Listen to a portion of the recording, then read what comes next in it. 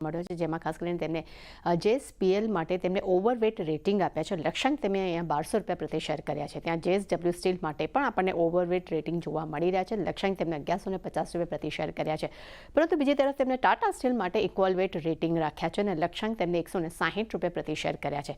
Cell પર તેઓ under perform rating આપી રહ્યા છે, અંડરવેટ રેટિંગ આપી રહ્યા છે. લક્ષ્યાંક પર નજર કરશો તો 115 રૂપિયા પ્રતિ શેર છે. તેમનું માનવું છે કે 2025માં ખાસ કરીને સ્પ્રેડના વિસ્તરણ માટે ગ્રીન શૂટ રેડી છે. ત્યાં જે ઇન્વેસ્ટરી સ્ટોકિંગ છે તે શરૂ થઈ ગયું છે અને ડિમાન્ડ આઉટલુકમાં હવે સુધારો આવવાની તેઓ અપેક્ષા રાખી રહ્યા છે.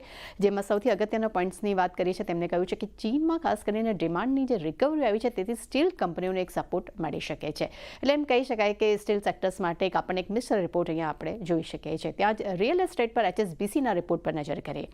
અહીંયા તેમને ઓબેરોય રિયલ્ટી માટે હોલ્ડ રેટિંગ આપ્યા છે. તેમનું કહેવું છે કે વ્યાજ દરમાં ઘટાડા અને નવા લોન્ચને કારણે કરીને શેરને એક સપોર્ટ મળતો જોવા મળી રહ્યો છે. પરંતુ બીજી તરફ તેને ગોદરેજ પ્રોપર્ટીઝ, DLF અને શોભા માટે તેઓ ખરીદારીની સલાહ આપી રહ્યા છે. તેમનું કહેવું છે કે Q1માં મેગા લોન્ચ સાથે 2025માં સેલ્સ મોમેન્ટમમાં સુધારો આવી શકે છે અને 2025માં પ્રી સેલ્સ પણ વધુ મજબૂત રહેવાની તેઓ અપેક્ષા રાખી રહ્યા છે. એટલે એક પોઝિટિવ રિપોર્ટ્સ અહીંયા આપણે કહી શકાય.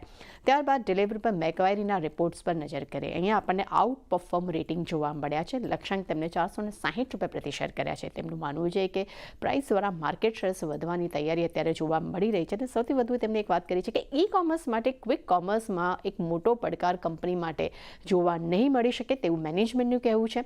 તે સાથે તેમને એ પણ કહેવું છે કે કંપની પાસે હાલમાં લગભગ $65 કરોડ કેશ બેલેન્સ પણ પડી છે. એટલે એક પોઝિટિવ રિપોર્ટ્સ અહીંયા આપણે કહી શકીએ છીએ.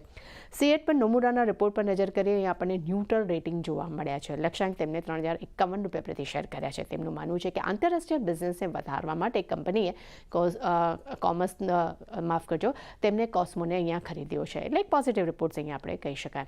કોન્કર પર ગોલ્ડમેન સેઝના રિપોર્ટ પર નજર કરીએ. અહીંયા આપણને સેલ રેટિંગ જોવા મળ્યા છે. લક્ષ્યાંક તેમને 710 રૂપિયા પ્રતિ શેર કર્યા છે. તેમનું કહેવું છે કે હાલમાં પણ ખરાબ પરિણામ આવવાની તેઓ અપેક્ષા રાખી રહ્યા છે. એટલું જ નહીં, દરેકે કન્ટેનર ટ્રાફિક્સમાં અત્યારે નબળા ગ્રોથની પણ તેઓ ધારણા આપી રહ્યા છે. તેનું ઇમ્પેક્ટ જે છે તે પરિણામ પર આવનારા સમયમાં જોવા મળી શકે છે અને કોમ્પિટિશન વધવાને કારણે કરીને માર્કેટ શેર્સની પણ ચિંતા હવે અહીંયા વધતી જોવા મળી શકે છે અને તેમને પણ માનવું છે કે ખાસ કરીને અર્નિંગ્સ છે તે ડાઉનગ્રેડ સાયકલ્સ છે તે વધુ ચાલુ રહી શકે છે અને H1માં 6%ના ઘટાડા સાથે વોલ્યુમ ગ્રોથ જોવા મળવાની તેઓ ધારણા અહીંયા રાખી રહ્યા છે. એટલે એક નેગેટિવ રિપોર્ટ્સ અહીંયા આપણને જોવા મળી રહ્યો છે.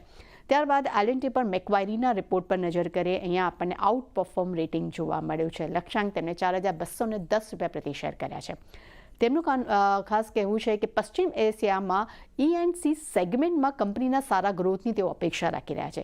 સ્થાનિક સરકારી કેપેક્સમાં પણ વધારો થવાની તેઓ અપેક્ષા રાખી રહ્યા છે અને નવા કંપની જે કેપેક્સ વધારવાના પગલાં લઈ રહી છે તેને કારણે કરીને કંપનીની ક્ષમતામાં વધારો થઈ શકે છે તેવી પણ તેઓ ધારણા રાખી રહ્યા છે. એટલે L&T માટે પોઝિટિવ રિપોર્ટ્સ આપણે ગણી શકાય છે. અને છેલ્લા રિપોર્ટ્સ પર નજર કરી લઈએ તો રેલીઝ પર આપણને એન્ટિક તરફથી વેચવાલીની સલાહ જોવા મળી છે.